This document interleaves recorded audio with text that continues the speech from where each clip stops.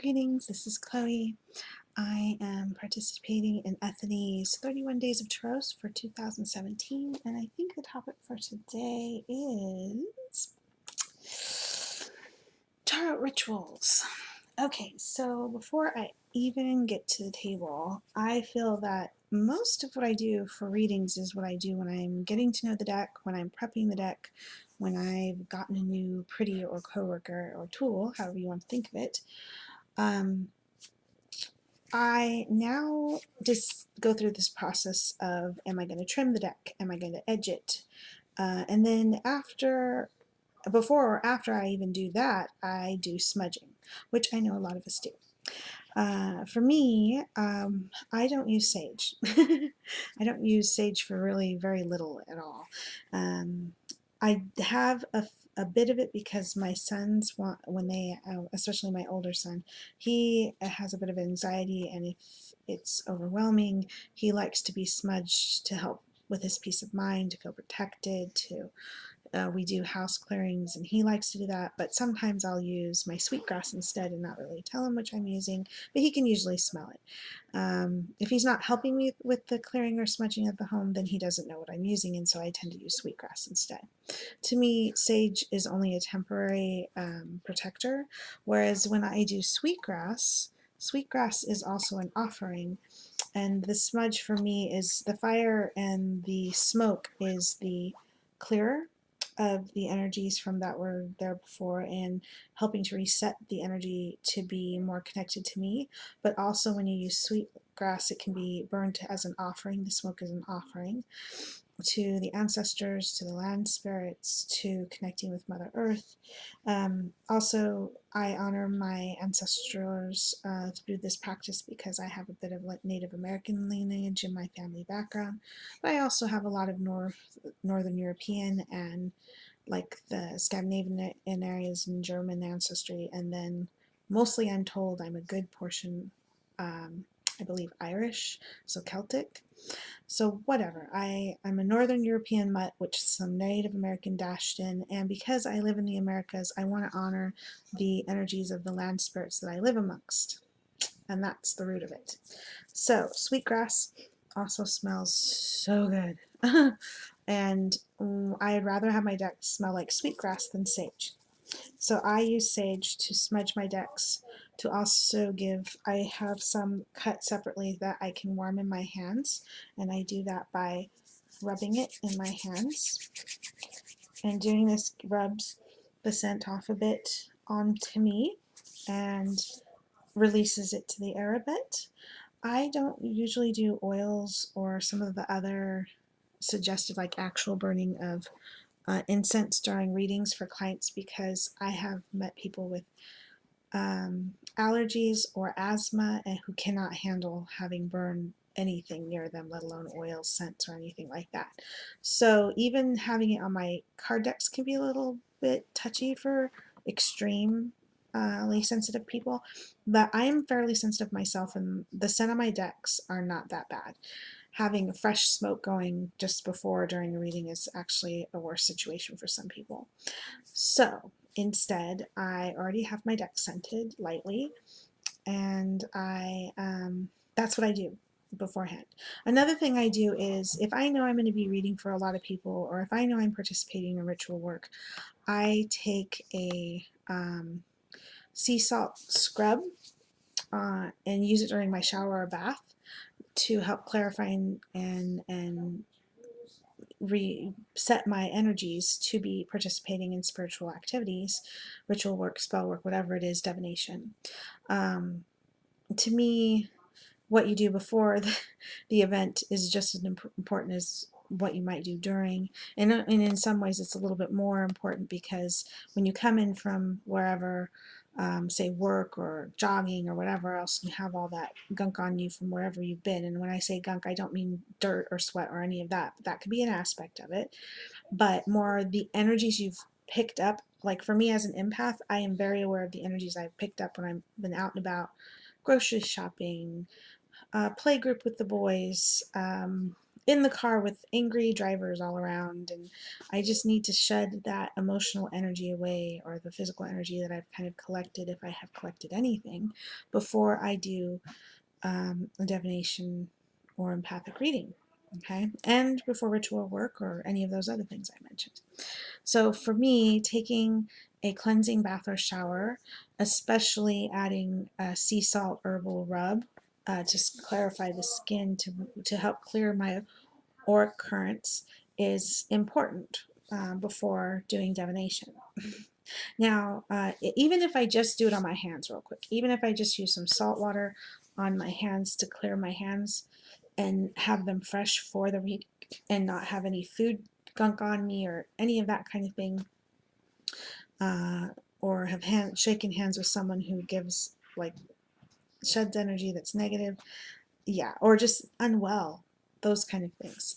So I like to be as, not that I'm trying to be pure or anything like that, but I'm trying to get rid of anything excessive that I don't need to be clinging to me, if possible. Okay, so before I even get to a reading, that's what I'm doing, and that is, admittedly, I can't do that every time before I do a reading just for myself casually, because I have kids and I'm running around, but I will at least wash my hands with some kind of natural soap, or with just getting a little bit of sea salt and making it into my water and making a little salt water cleanse. So that's one or two things there. I have also, for smudging, used clove incense, amber incense, or resins for smudging the decks, but again, not during usually the actual divination process, unless I'm in a set ritual with others who plan to participate and we have some special blend going for the ritual we're doing. Now, I also find divination very important for ritual use, at least in my own spiritual practice, because I work with the land spirits, the tree spirits, nature spirits in general, the allies as I think of them. And so I do divination as is part of some druid practices, to make sure that what I'm intending to do in my spiritual practice is in line with the energies of whatever place that I am going to do the activity, do the ritual or divination or whatever, that the space is comfortable with me doing my spiritual working there without me just pushing on my energies out and amongst it. Okay. So yeah, those are a few of the things. So once, before I go any further with that, before I get into that, is the things I like to have on the table or in my reading area. I keep stones, but I also keep some, I think this is called ammonite. I could be wrong. If you know what it's called, please feel free to comment below and tell me. I know it half the time and then I don't talk about it for a while and I forget the name. But basically, it's a fossilized sea creature. I love these guys. I have one right now and I'd love to collect more, or even get a necklace piece so I can keep this energy on me a lot. Just wear it. It would be so wonderful. Oh, it feels so good. It's probably, I feel like it connects me to Mother Earth. I feel like it connects me to ancient energies, lots of wisdom here, and just such old energies. Awesome. I love it. I also keep a few stones that are heart-shaped. This is a amethyst. I kind of think of it as a paisley amethyst, or because it has like cream running through it, but it is an amethyst. My friend assures me he knows some of my precious stones and rocks. This is a sodalite, I believe, with like white cream running through it with blue. And this one's a rose quartz. These, it's part of my kit for when I'm doing booth events. As you can see here, I have a few pretties. All right. And I have some rings I like to wear with symbols that are important to me, including the triple spiral ring. Sorry, you can't see it very well, but there's a triple spiral on that piece.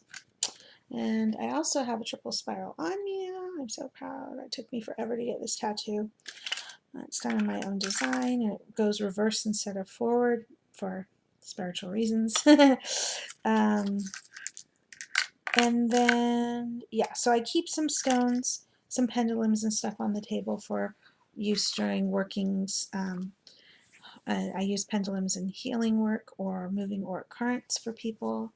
I also have a amethyst geode chunk. Lovely piece. I like how raw it is. I love the shape of the points. And amethyst, as you know, is a great stone for spiritual work and being connected spiritually to gain wisdom. And then I usually keep some shells. This is one of my more spiky shells tend to be more male energy. I don't know if that's really true, but I really love the feeling of shells. And I have some like of the more curved, I forget the name of them, but they're curved and they pull in a bit.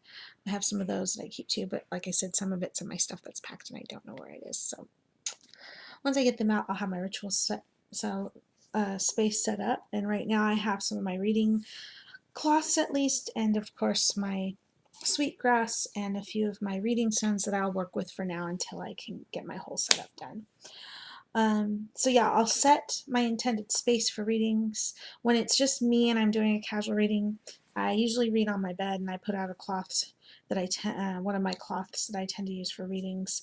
One that I don't mind if it gets cat fur, because my cats tend to like to lay around my reading space. Now, when I'm reading at my reading table, they would literally lay at my feet or even try to jump on my lap to be part of the reading experience, which can be adorable and loving or be kind of irritating for people. So I don't mind it. They're very drawn to the energies. As a matter of fact, even when I was setting up to do this video, both of my cats are nearby. Here, I will pause this and show you my pretty. Here is my ancient old lady kitty, my queen cat. I adopted her from my husband's family. She is 22 years old, and she loves to be nearby when I'm being spiritually active. And let me turn this to the other cat so you don't have too much movement. So one moment. And here is our other princess, Mittens, who we actually just got back after being lost for a month. On the day we were literally almost done packed up and moving the trucks to come to Washington, this little girl escaped and we weren't able to get a hold of her for a month. We literally got her back on New Year's. So that was a bit of a miracle for our family. Yeah, they both love being around our. Yes, they both, Cat and Mittens. Mittens is actually only around 5 years old. So that my little lovely girls, my little queen and princess, love to be nearby when I'm doing any kind of thing with my pretty tools, my little co-workers. And they add to the energy as well, I feel, in some ways. It's usually one, if not both of them, and technically Mittens belongs to my son, but she likes to hang out with me a lot. So that's awesome.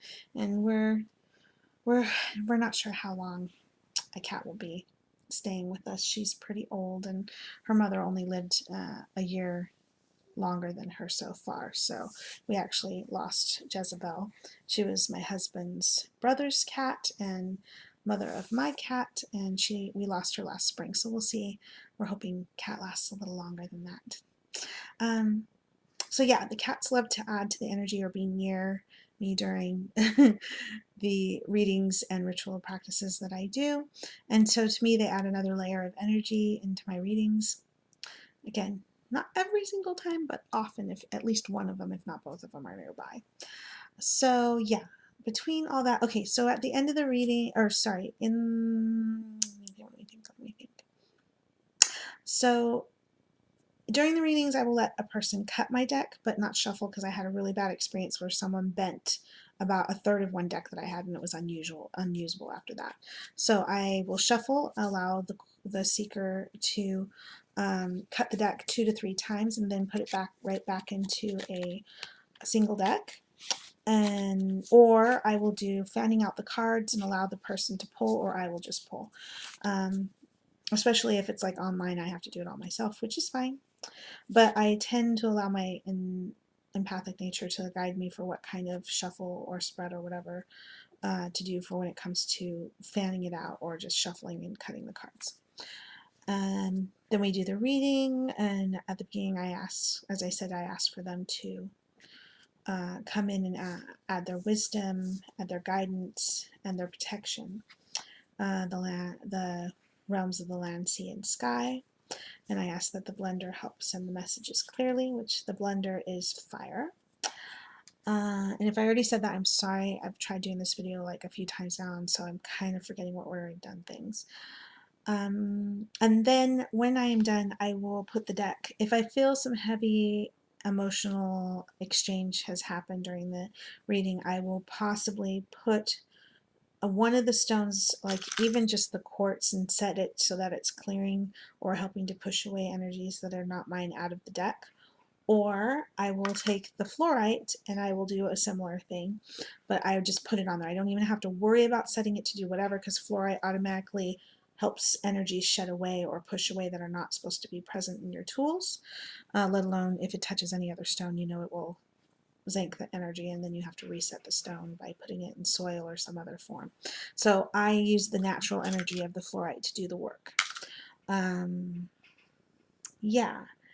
And then I thank the energies, the allies, the nature spirits, Mother Earth, for helping share her wisdom and insight into the situation, to helping maybe hopefully a clear channel for the person. And I ask them if, you know, if they understand everything we've talked about, those kinds of things. And I ask that the realms bless them on their travels and guide them on their paths. Yeah, that's most of it. And again, I'm intuitively led, so if some other level of something gets added in, I never know until it's happening. And yeah, that's all I can think of right now. All right, and this is long enough, I feel. So I hope you enjoyed this. If you had any comments or questions, you know what to do down below. Hope you all have a great evening. Bye-bye.